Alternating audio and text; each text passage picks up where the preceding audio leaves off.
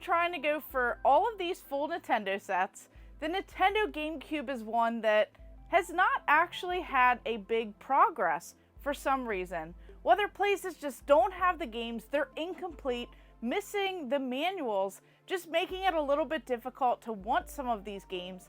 This system means so much to me, and I just cannot believe that all of these items kind of just jumped out at me. So this right here isn't even a game.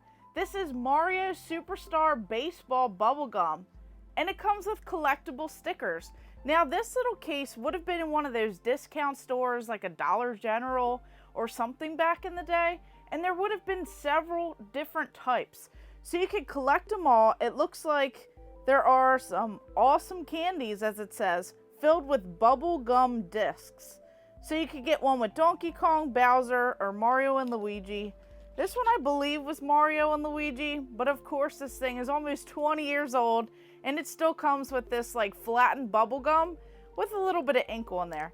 So this right here also comes with this really cool sticker set, and you would put your copy of the game in here. Just a weird little cheap trinket to add into the collection, and this piece of gum probably makes this thing worth even more.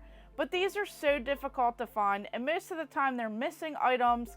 Sometimes the cases are a little bit beat up just because they are these like mini mock Nintendo GameCube cases. So this was definitely a great find, and I'll have to keep an eye out for the other variants. Then this happened. I went into a thrift store near me. This game. I was just talking about this with a buddy of mine who found it at the Southeast Game Exchange, but I found this in my local thrift store for just a couple dollars. I cannot believe it because everything was in here, the manual, the disc. This is so cool. This is NBA Street. This is V3. We have featuring All-Stars, where you could play as Princess Peach, you could play as Mario, you could play as Luigi, and you could play with these real stars. These real basketball players. This is just so wild, so crazy. And it's actually a really fun game. So I would definitely have to say that this is probably one of my favorite or like more entertaining basketball games that I would actually play to this day. You can have a lot of fun with more people. So it has like this whole arcadey feel. I love how it has like this cool crossover. Definitely a fun, great game. Have not seen this often, and it just brings these like bright and vibrant colors with the court and, you know, all of this stuff. It says court creator, dominate the streets, new game breaker control, all new trick stick. So it just has a lot going on, and I just absolutely love the wackiness, the craziness, but then a little bit more realistic vibe to this game. So I have to know, would you guys play this, and did you play any of the crossover games that they did? I believe there are a couple others with some of the Mario, Nintendo characters, but let me know if you enjoyed this one. Then I went into a video game store. This was in Virginia. So I found a couple complete Nintendo GameCube games, along with tons of signs and everything else that I wanted. This was a really cool video game store, and I'll definitely have to go back one day because I had such a blast at it. It is video game heaven. And boy, when I saw that Nintendo 64 neon sign, some of those other signs and displays, promo items, those are the things that I absolutely love. And the carpet. Something cool about seeing the carpet, that Nintendo 64 cabinet that they had, just everything. So this right here is KO Round 2, the Kangaroo. So of course, this is much better than the first game, which I did not play. But if I'm going to play them, I might as well start out with a better one. So of course it says Atari here, but this is actually a fun platformer. So you pretty much go around as this kangaroo, and they upgraded a lot. So the combat's a lot more fun. You get to throw boomerangs, and the music is pretty good in this. The level design is so much better because the graphics and the texture, those look so much more improved. It just seems like everything was good with the animations, and I just love the bright and vibrant color of this. You have to be very strategic. On the ice, you have to, you know, do that while you're flying around because you only get so many like flaps as you go.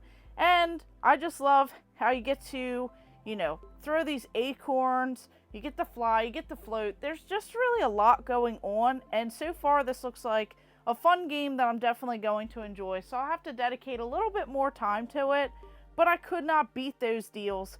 But this was such a fun stop at Video Game Heaven in Virginia. Multiple locations, definitely a great selection, great prices, and I just love the displays. I would have went home with all of those if I definitely could. And then that's not all, because this game, I picked up like the worst video game ever at that store. So I don't know what I was thinking, but for some reason, I thought that this would be a fun one, and then I started playing it, and then I saw some reviews. So of course, this is this Universal Studios theme parks adventure. What could go wrong? Well, pretty much everything. So you have Back to the Future, you have Jurassic Park, you have E.T. They had so much that they could have did, but you're pretty much having a guide is Woody Woodpecker. So he's like the star, the guide. You get to like watch some things in this, so it's not all like mini games that you go through, but you go through and you have to collect stamps as you're going around. So you want to complete all of these different mini games, and you want to collect the stamps as you go. If you love Jurassic Park, Back to the Future, E.T., I just feel like this game does not look the best. They could have did so much more with it. You know, you're shooting the dinos in this. It would have been a cool concept with like the light gun, but it gets pretty repetitive. You just have to like tap the button a lot. You know, these camera angles just suck. You have to, you know, go around and you can't really do anything about it because they are fixed camera angles. This fixed camera option. And that's pretty much it. So this seems like a game that I will probably not play that much. Maybe I'll give it another go, but I feel like so far it's just definitely a strikeout and one that, you know, could have been a little bit better. Then this is probably one of the craziest little pickups. So as you know, there are tons of pre-order bonus items for the Nintendo GameCube. There are the bobbleheads. I absolutely love the Star Fox. I love that Link. I just love all of these other cool bobbleheads that I've found along the way, like Mario, and then even for the Game Boy Advance, having that Donkey Kong bobblehead. And then I saw this one as I was searching for more GameCube ones, and this is for Tak and the Power of Juju. So this is actually a 2003 collector's edition, but I believe that this was for the PS2. But the crazy thing is, I have this original like shipping box that it came in, and on here it even says it's not a toy, just like the bottom of this says. So this is more of like a collector's piece. But since they do have this Tak game on the GameCube, I can proudly display it with the others in the set. Just add it into the shelf over here. And I'm really excited because there are tons of these GameCube bobbleheads that I'm still on the lookout for. And whether this one was directly made for it or the PS2 version, it's still really cool and it'll go great with the others in the set. This game was actually a gift from a buddy of mine. So, Outlaw Video Games, that awesome store that's local to me, he actually hooked me up with this copy. This was an extra one that he had. This is Second Sight. So back in the day, they did a great job with this, but this really doesn't stand the test of time in today's standards. But this was really cool, how you could kind of go forward and back in time. So you would have like these flashbacks where you're just shooting and you don't have these like powers. And then in real time, you have these powers. Now I like how it kind of plays more of like the stealth game. Definitely played this before, but not on the GameCube. So I thought it was really cool how you have like these psychic abilities, and even though this is like a third person shooter in a way, it's just so much more fun with the different powers and everything else that you have to use, you know, that you gain throughout the future. So it's just really cool. I felt like they did something a lot different than what was going on at the time. And this is one that you should definitely check out, especially if you have an open mind. Then this game. This is Lemony Snicket's A Series of Unfortunate Events. So another movie tie-in game. So this one I found at the thrift store and it was just a few dollars. So adding another one that I could potentially complete in the collection. So this right here is based off of the movie, and even though it's not the best, it's certainly not the worst that I've ever played either. So the music and the animation is very fitting. It actually looks pretty good. And, you know, as nothing really like stands out. I do like the platforming, the puzzles, and I just kind of like the look of it overall. I feel like they did a good job, you know, kind of bringing this to life. But I feel like this would be one that if you played it, maybe you're a little bit more nostalgic, or if you enjoyed the movie, then you might appreciate it. But this is one that I probably won't spend too much more time on, and I'm just glad that I scored it for a couple dollars at the thrift store instead of paying, you know, full price of what these particular games go for. So it is definitely wild finding some of these video games. Whether you're out at a thrift store, you're stumbling upon these items on eBay, making great deals, finding brand new items never been opened before and getting to open them, display them in your collection, and then finding like weird little things that you had no idea even existed.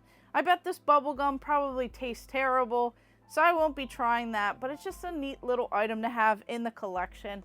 And then these games, finding a couple of them at the thrift store, having a buddy hook me up, and then even visiting a new video game store. And even though I bought probably like the worst video game on the system, I'm still glad that I was able to work some deals, get these games, add them into the set, and hopefully I'm over the 200 or so mark on the Nintendo GameCube set. I'll have to double check the numbers because I got a little bit, you know, behind going for some of the others. So I'll definitely have to keep you guys updated.